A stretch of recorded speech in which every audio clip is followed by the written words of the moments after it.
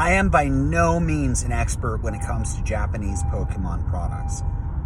I just know what I've seen. I know as much as the general public probably does. I started really researching Japanese sealed product over the last year. And because as far as I knew, prior to that, they're way less valuable than their American counterparts. However, that started to really change with the Cosmic Eclipse Japanese variant. And some of those Japanese sets have outperformed the American sets based on what their MSRP was. There are some individual cards that are a lot more valuable as well. Look at Eevee Heroes, right? That's the Japanese booster box variant of Evolving Skies. They have all of the evolutions in there, or most of them, that were excluded from Evolving Skies. And it's an amazing set. It's beautiful, but it's definitely gone up in price. You know, there's a handful of boxes out there that have really climbed. Some of the specialty sets, VMAX Climax, I think is an amazing set. V-Star, some of those sets have gone up a lot in price and come down a lot in price. You know, they moved around. And there is definitely volatility in the Japanese market.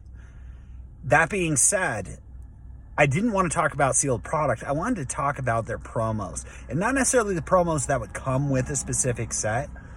Some of the more valuable box sets have banger promos. I mean, the Kamizawa box is hard to beat.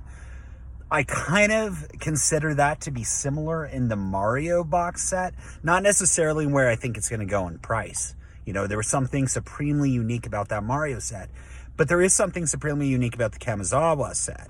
You know, it was released with the opening of the new Pokemon Center in Kamizawa, Japan. There were a limited number of them made. There were these insane mirror hollows of Pikachu, Melodic, and Sobble. Sobble, I think it is. It's a cool set. But all in all, the Japanese promos really have a market. And I think they are one of the most consistent performing classes within the broader Pokemon trading card game in terms of investing. So Pokemon Center comes out with numerous different promo cards. A lot of them they'll give away for free with your order directly from the Japanese Pokemon Center. You can usually find them for pretty affordable prices. Obviously not free, but in the secondary market after release. Those cards that come out and get jacked up immediately, they usually come down. But those cheaper cards, if you pick them up on release, that market doesn't seem to go anywhere but increase. It's amazing. You know, I started buying some Japanese promos, getting my feet wet about a year ago.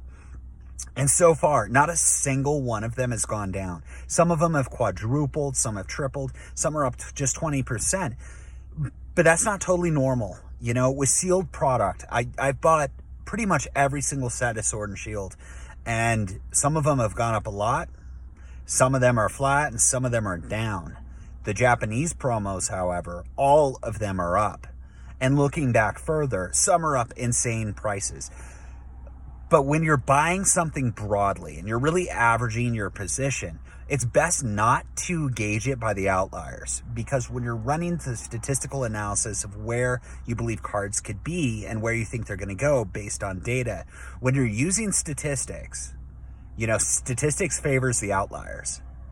You know, it favors the card that is worth pennies and favors the card that's worth $4,000 or $5,000. So that can be a dangerous method. That being said, if you don't get your expectations too crazy high and you want to have some really neat cards at affordable prices and see consistent growth, it might be worth looking into some of those Japanese promos. At least being aware when they're coming out, if they look cool, adding them to your collection. And I think from an investment standpoint, it's a really phenomenal piece to buy into. You know, I'm not suggesting the idea that anybody have their entire portfolio be made up of Japanese promos, although I'm sure some people do. But they seem to perform very, very consistently. It's not to say they will in the future. We've seen prices go to astronomical highs when there were less of them printed. I've seen the prices come down a little bit on some of the Munch Screaming Pokemon promos. But all in all, the Japanese promos, they really hold up.